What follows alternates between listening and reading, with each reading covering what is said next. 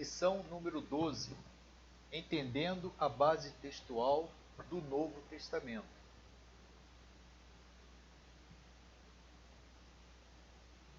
Então o autor vai falar agora, nessa última lição, dos manuscritos. Como checar um texto antigo, a história das obras, desde a sua origem, os erros nos textos e como compará-los. Então o autor aqui ele vai dar uma aula para a gente, de como esses textos são tratados e foram tratados durante toda a história, até os dias de hoje. Então nós que já estudamos bibliologia no básico, os irmãos vão lembrar, sabemos que há milhares de manuscritos. Eles não são textos originais, é claro. Os originais não existem mais, já vimos isso.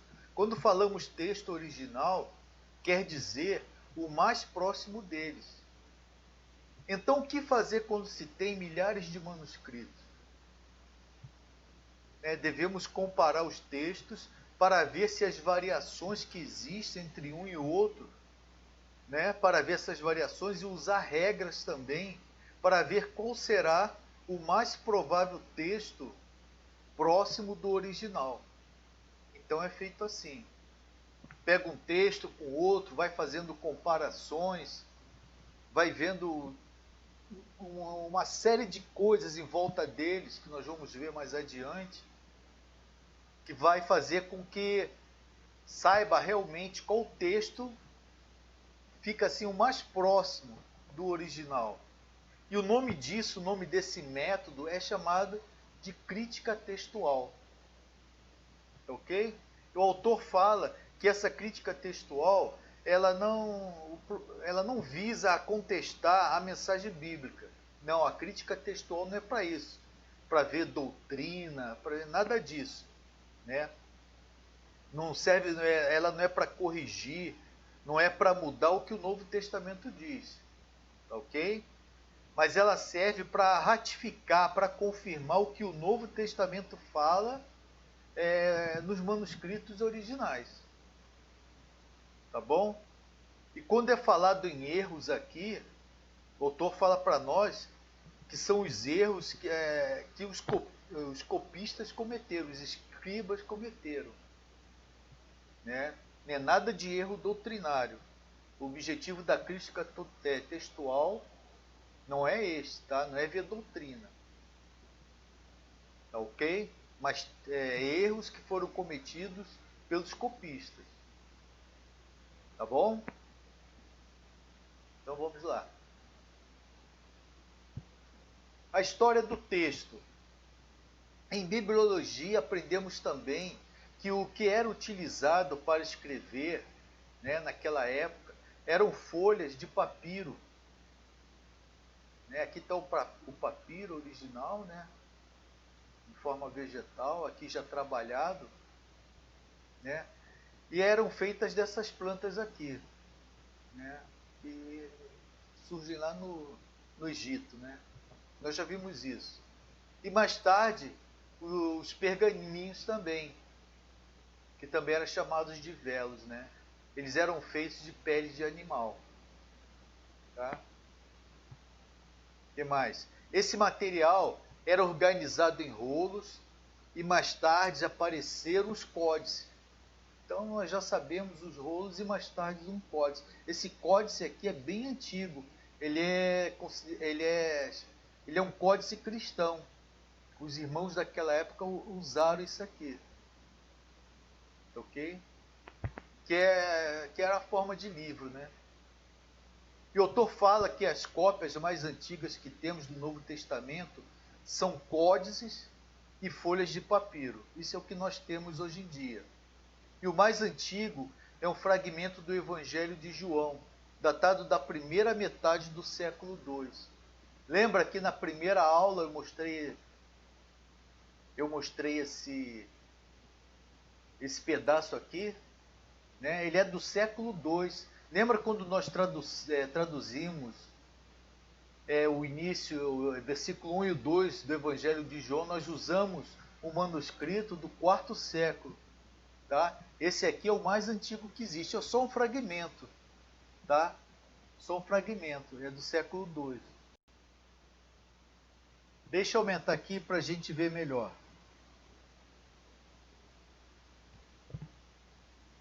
Então aqui, estão lembrados? Também é o início de João.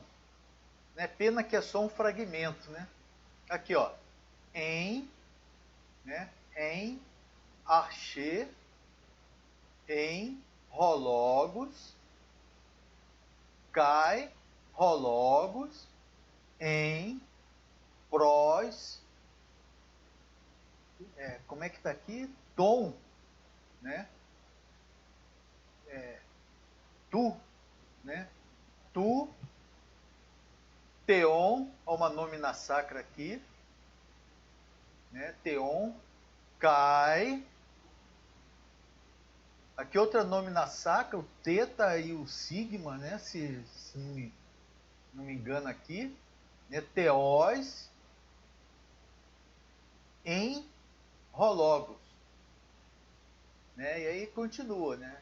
Então, em princípio era a palavra, e a palavra estava com o Deus, e Deus era a palavra. Tá bom? Então esse aqui ele é considerado o mais antigo que tem. Pena que é um fragmento. Então, continuando. O Códice Sinaítico, além de ser um manuscrito, tá? Preste atenção aqui.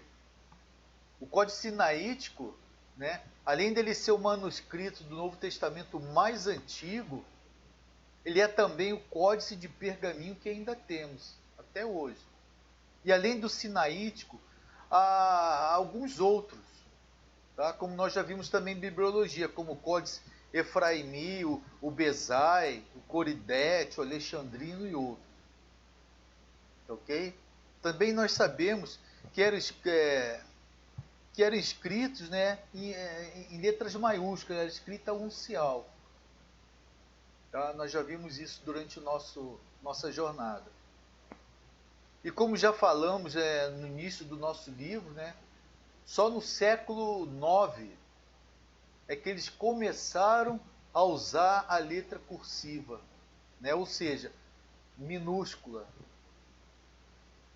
Né, só no século IX. Até então era tudo uncial, era tudo maiúsculo. E a partir da distribuição do primeiro texto em grego, quando surgiu a imprensa, quando eles começaram a pesquisar o grego, começaram a publicar, então a partir dessa distribuição desse primeiro texto, que foi o de Erasmo, né, Erasmo de Roterdã, isso aí foi em 1515, parece, várias publicações foram saindo e o que é considerado o texto do original, o mais provável de ser, é a quarta edição do texto das Sociedades Bíblicas Unidas. Então gravem isso. Que o texto que é considerado, assim, vamos dizer assim, o mais puro, o mais padrão que seria dos textos originais verdadeiros, é essa quarta edição do texto que foi publicado pelas Sociedades Bíblicas Unidas. Ok?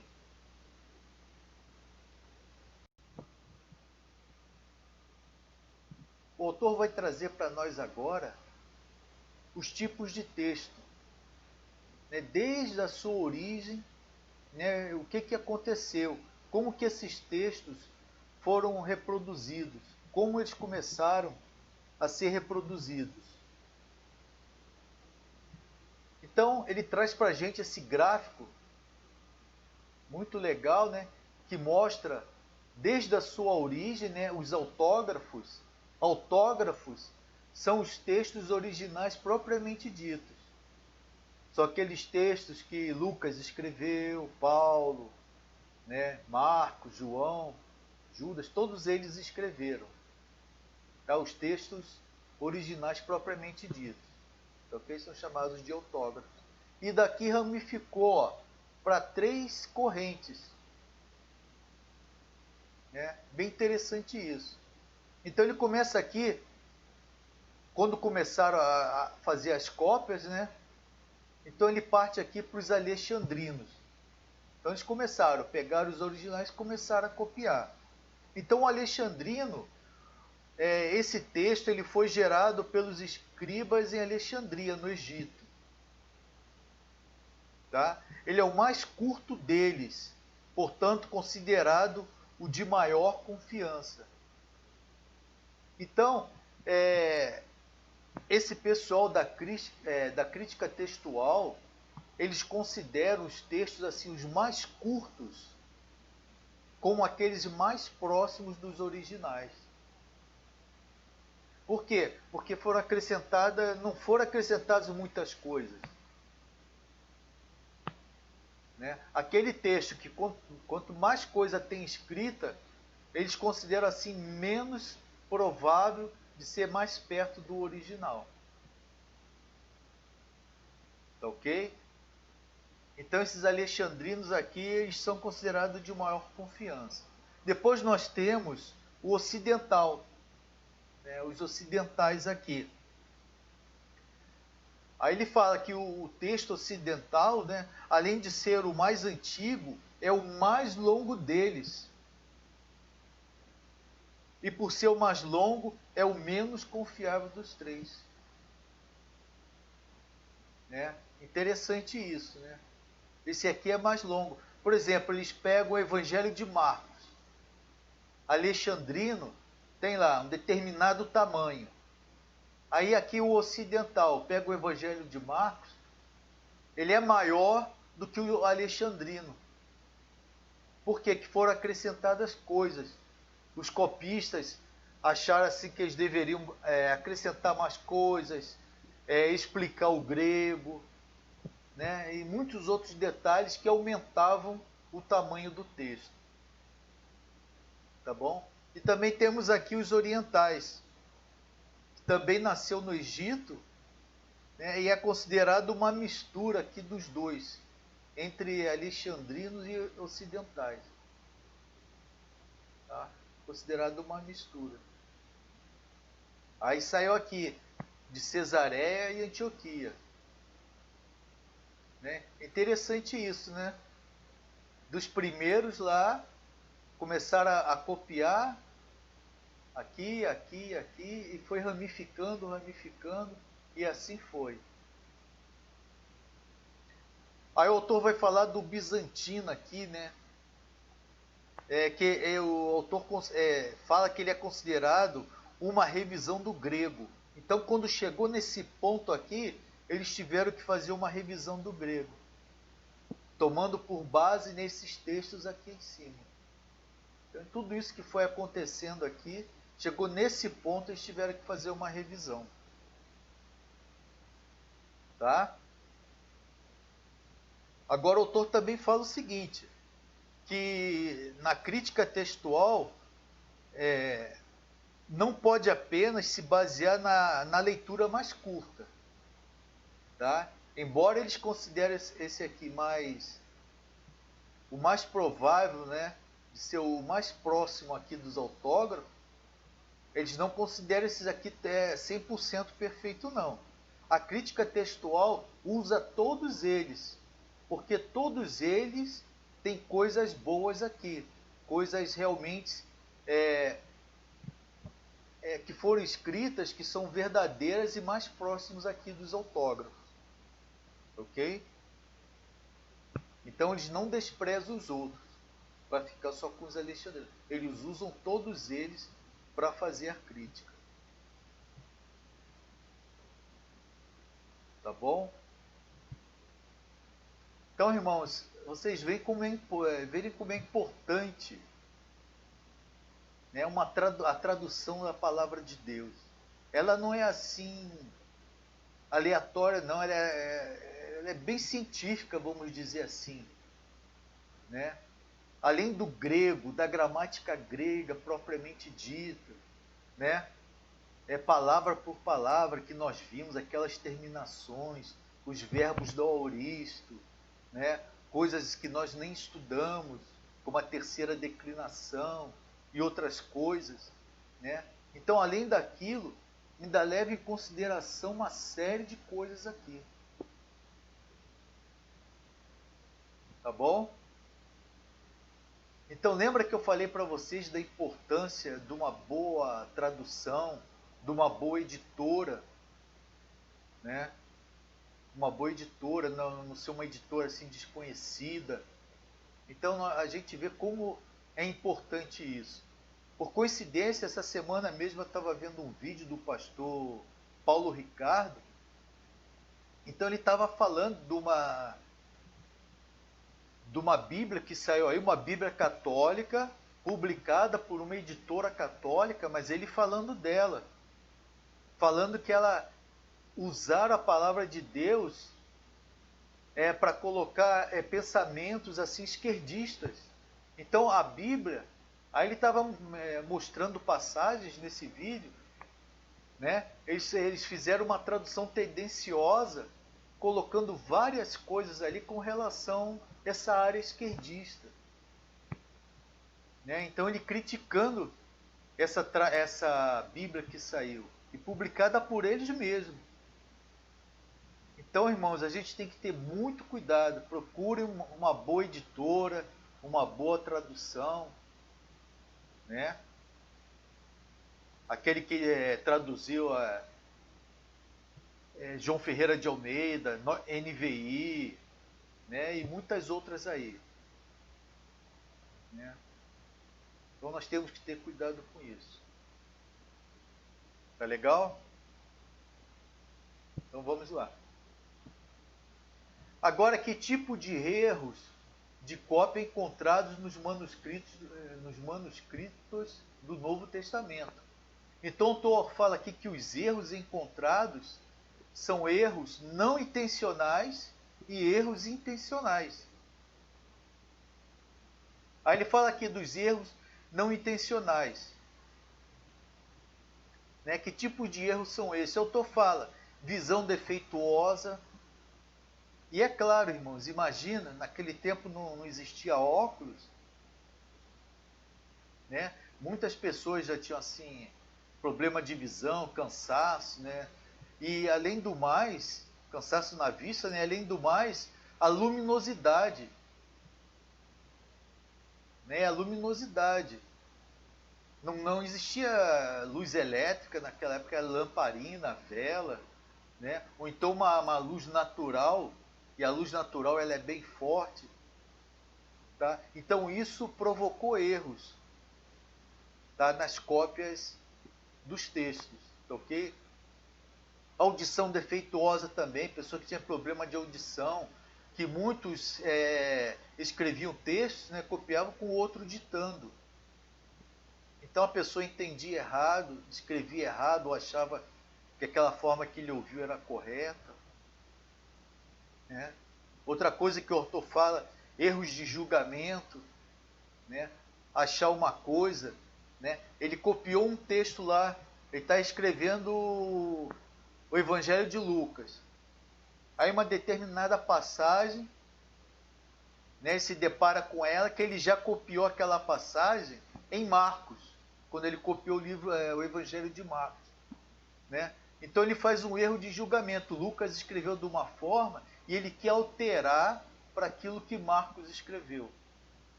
né? E outros erros também o autor fala aqui, erros da mente, né?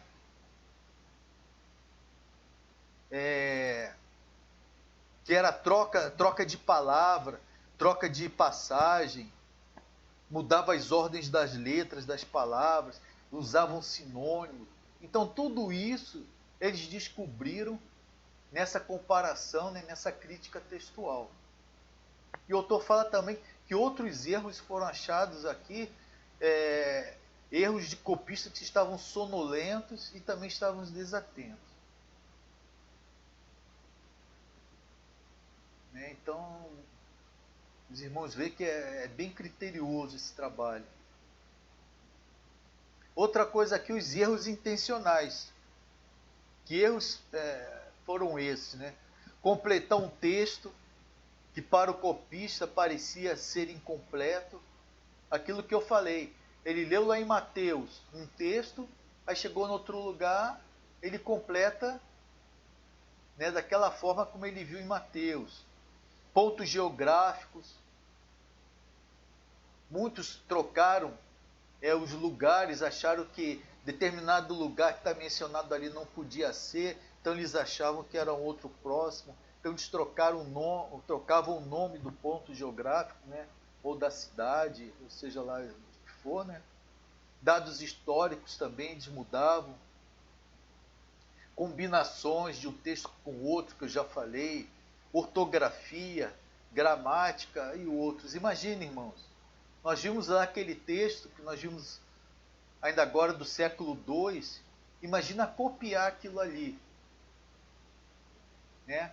Olhando aquele texto daquela forma, já com uma visão cansada, uma mente cansada, uma iluminação não boa. Então muitos erros aconteceram. E graças a Deus tem essa crítica textual, né? Graças a Deus. Porque graças a ela, né, esses erros todos foram verificados. Tá bom? Tá ok? O autor vai falar aqui agora da crítica textual moderna.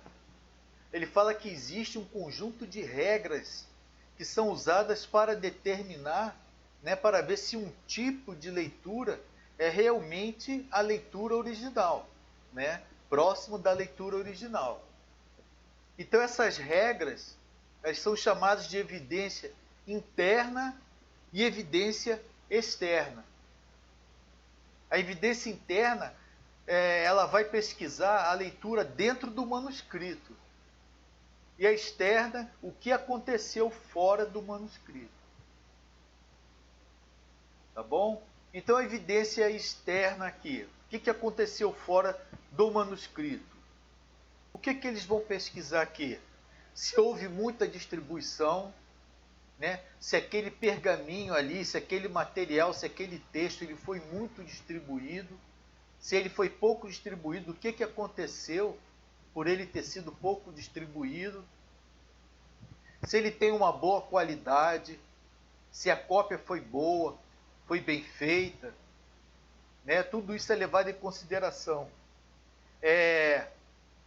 O manuscrito mais antigo, ele se parece com ele, né? Eles pegam um determinado texto, então eles veem lá, esse manuscrito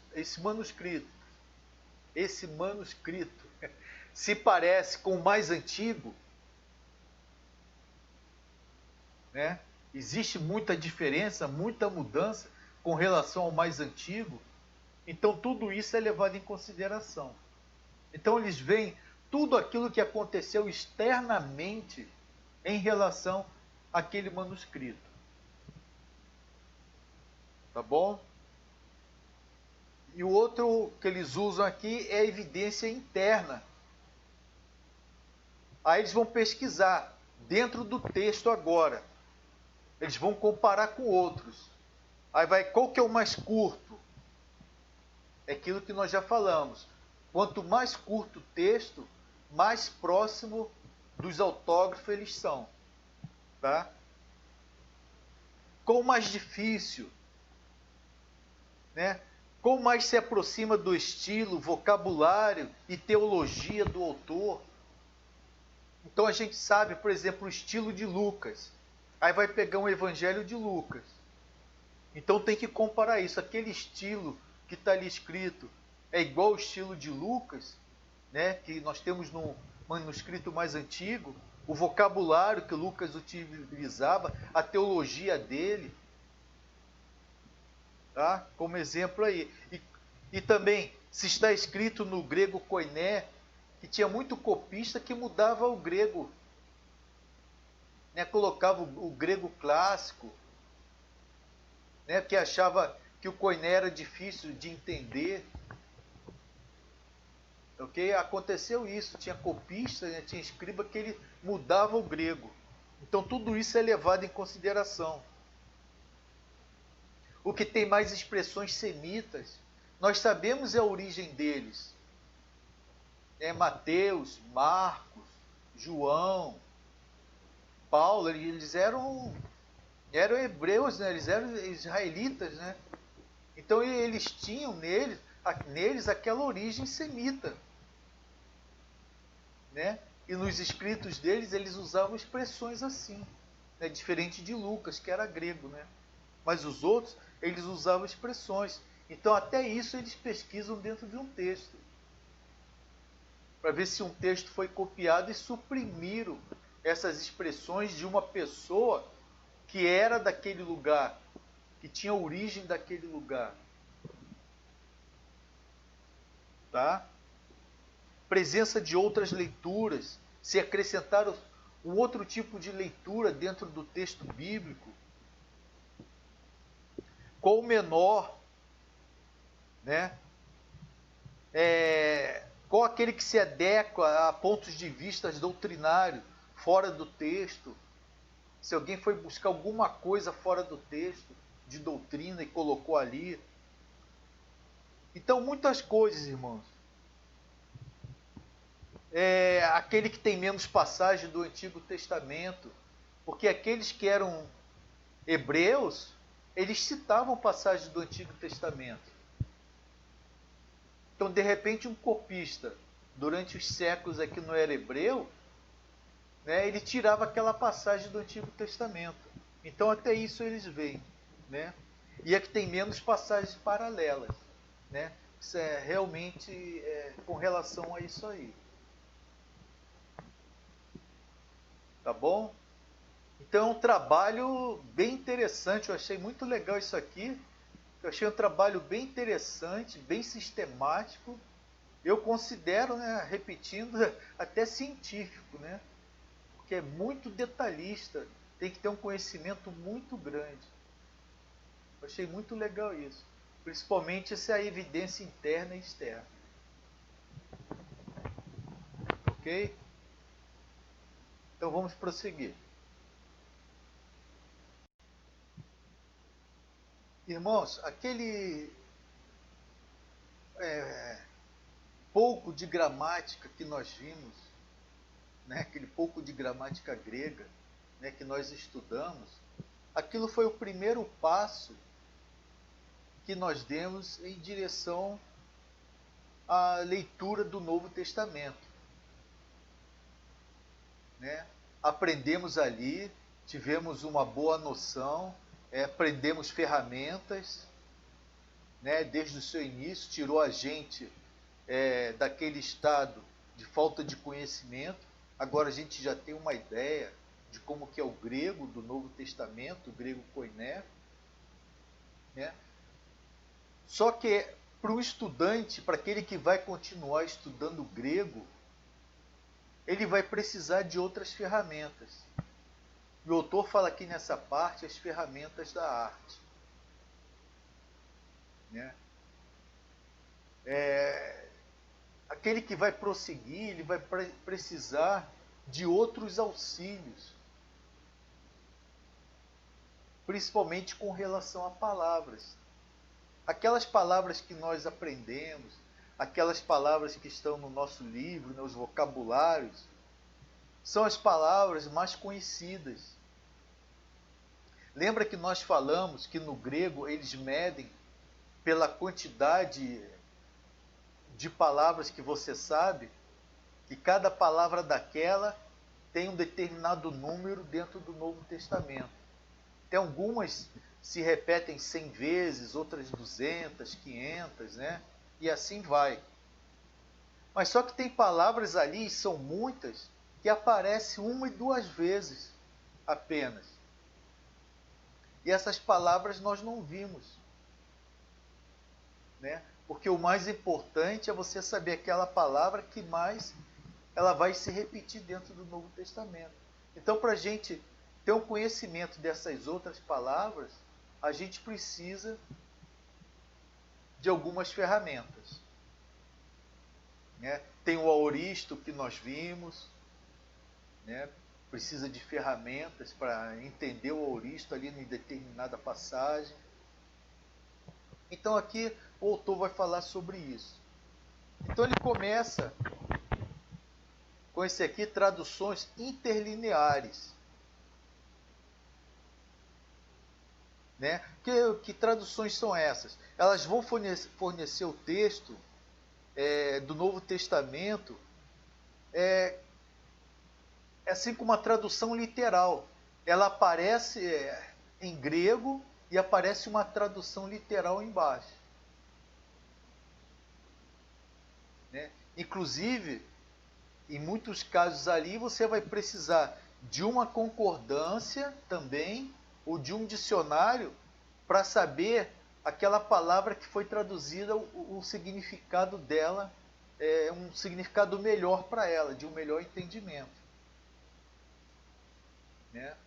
O autor fala que o problema dessa tradução interlinear, de quem tem, é que uma pessoa com uma tradução dessa, ela pode sofrer a tentação de ler tudo que está lá, entendeu? Ficar preguiçosa, não tentar fazer a tradução do texto, que ela vai pegar ele tudo mastigadinho, né? Então, quem tem essa tradução aqui, o autor fala, corre esse risco aqui, da pessoa ficar preguiçosa, tá bom? E de parar de se esforçar para o conhecimento do grego, do Novo Testamento, tá bom? Outra ferramenta que temos aqui é a concordância. Né? Uma concordância, ela vai te dar uma determinada palavra, todas as passagens do Novo Testamento que aparece aquela palavra. Tá ok? Temos também léxicos. Né? O léxico, o que é o léxico? Ele vai dar um significado da palavra, só que ele é mais específico. Tem léxico de todo o grego koiné, tem só do Novo Testamento, tem da Septuaginta. Então é como se fosse um dicionário, tá? O léxico é como se fosse um dicionário comum, mas específico para o Novo Testamento. Ele só vai dar as palavras que existem dentro do Novo Testamento e não fora dele. Tem específicos para a Septuaginta, né? Que é o Antigo Testamento em grego. Ok? Isso aqui é um léxico. Dicionários expositivos. Né? É um dicionário comum. Tá? Interessante também ter um dicionário desse. Um dicionário teológico. Também importante, fala de termos teológicos, né, que vai dar uma melhor compreensão do texto. Por exemplo, tem parte lá, as cartas de Paulo, por exemplo, ele fala do pecado. Né? É um termo teológico ali falar do pecado. Então, tem dicionários próprios para isso também. Tá bom? E outras obras que também vão ajudar, facilitar no entendimento do Novo Testamento koiné. Tá bom, irmãos? Então é isso aí, chegamos ao fim da nossa jornada. Eu não sei se vocês observaram, eu tentei ser o mais prático possível. Eu não foquei muito em teoria, eu foquei mais na prática, né, dos verbos, dos substantivos, das preposições, artigos, mais voltado para o texto, que é esse aqui é o objetivo final. Tá? Eu não foquei muito em teoria, mas mais na prática. Tá? Espero que tenha ajudado os irmãos. O objetivo inicial, né, antes desse problema todo que nós estamos atravessando, né, nós íamos dar aula presencial. Já havia combinado até com a pastora Cláudia de usar o quadro. Né? Eu acredito que seria mais proveitoso, né, usando o quadro na sala de aula, olhando os irmãos, falando dos irmãos, os irmãos tendo dúvida, perguntando, mas foi dessa forma. Mas espero que pelo menos os irmãos tenham aprendido algo, né? E tenham saído, né, daquela fase, como eu já falei, de não saber nada de grego. Pelo menos agora a gente sabe alguma coisa e sabe como é que é a dinâmica, né, dessa língua, do Novo Testamento, das traduções, de tudo isso que envolve, né, uma tradução bíblica. Tá bom, irmãos? Então que Deus abençoe a todos.